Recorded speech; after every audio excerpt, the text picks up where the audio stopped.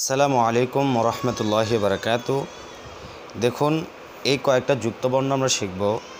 এই কয়েকটা যুক্তবর্ণ বলতে এই বর্ণগুলো একত্রিত হলে তার লেখার ক্ষেত্রে দেখতে কেমন হবে সেটা শিখব।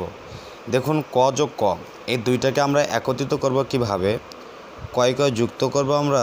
প্রথমে আমরা এখান থেকে এই পর্যন্ত নিয়ে আসব, এরপর এখান থেকে এই পর্যন্ত, আবার এখান থেকে এই পর্যন্ত, এরপর নিচ দিকে টান, এরপর উপর দিকে তুলে দেবো।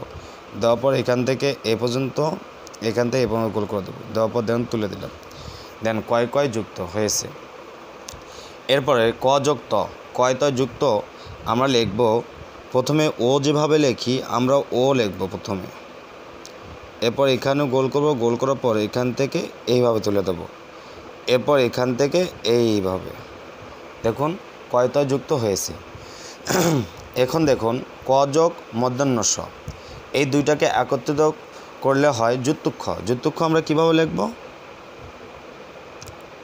যুক্তুক্ষ লেখার জন্য প্রথমে এখান থেকে এখানে এইভাবে গোল করব, আবার এখান থেকে এখানে গোল করব, এরপর নিচ দিকে টান, এরপর উপর দিকে তুলে দেব, এই সোজা একটা টান দেব, এরপর এখান থেকে যে এইভাবে।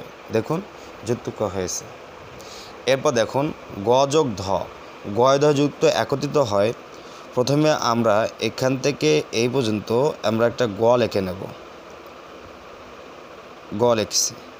এরপর এখান থেকে এই পর্যন্ত, এরপর এখান থেকে এই পর্যন্ত তুলে দেবো, এখান থেকে নিচ দিকে নেমে দেবো। দেখুন গ যোগ ধ, গয় ধয় যুক্ত হয়েছে।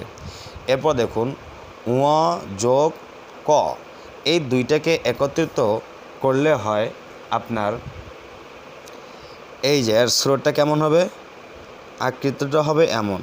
প্রথমে এখান থেকে এভাবে গোল হবে উ, এরপর এখান থেকে ক লিখবো আমরা, এরপর এখান থেকে এইভাবে করে দেব। দেখুন উ যোগ ক, উ কয় যুক্ত কীভাবে লিখতে হয়। এরপরে উ যোগ গ, এই দুটো লেখার জন্য আমরা দীর্ঘহী যেভাবে লিখি, প্রথমে আমরা দীর্ঘহীর মতো লিখব। উপরে একটা এভাবে টান দেব, টান দেওয়ার পর নিচে গোল করবো, এভাবে গোল করে এখান থেকে এ পর্যন্ত, এরপর এখান থেকে এখানে প্রথমে আমরা দীর্ঘহী লিখব। এরপরে এখান থেকে শুধু এইভাবে একটা গোল দেব। দেখুন উ যোগ গ, উ গয় যুক্ত হয়ে গেছে। এরপর আসুন চ যোগ চ, এই দুইটাকে লেখা সহজ। প্রথমে আমরা এখান থেকে এই পর্যন্ত চটা নিয়ে আসব, এরপর একটা টান দেবো উপর দিকে, টান দিয়ে আবার এই সোজাসুজি লাগিয়ে দিয়ে আবার এ পর্যন্ত চ লিখব। দেখুন চয় চ যুক্ত হয়েছে। এবার চ যোগ স, চয় স যুক্ত লিখব আমরা এভাবে। প্রথমে আমরা চ লিখব এখান থেকে এখানে, এরপর এখান থেকে এখানে, এরপর টান দেবো, টান দিয়ে ছোট করে একটা চ লিখব এই পর্যন্ত, এখান থেকে এ পর্যন্ত, এখান থেকে এখানে, এরপর এখান থেকে যে পর্যন্ত চলে আসবো। দেখুন চয় ছ যুক্ত হয়েছে। এবার বর্গীয় জ যোগ ঝ, এই দুইটাকে লিখবো আমরা।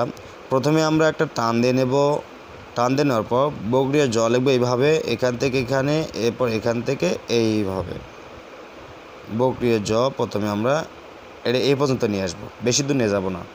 এরপরে এখান থেকে আমরা প্রথমে ব লিখব, এরপরে ঝড় মাথাটা এখান থেকে এইভাবে করে দেবো। দেখুন জয় ঝয় যুক্ত হয়েছে। যদি ভিডিওটি ভালো লাগে আর আপনি যদি আমার চ্যানেলে নতুন হয়ে থাকেন, অবশ্যই চ্যানেলটি সাবস্ক্রাইব করে লাইক করে দিবেন। আর আমার ফেসবুক পেজে হয়ে থাকলে অবশ্যই ফেসবুক পেজটি ফলো করে পাশে থাকবেন। আসসালামু আলাইকুম ওয়া রাহমাতুল্লাহি ওয়া বারাকাতুহু।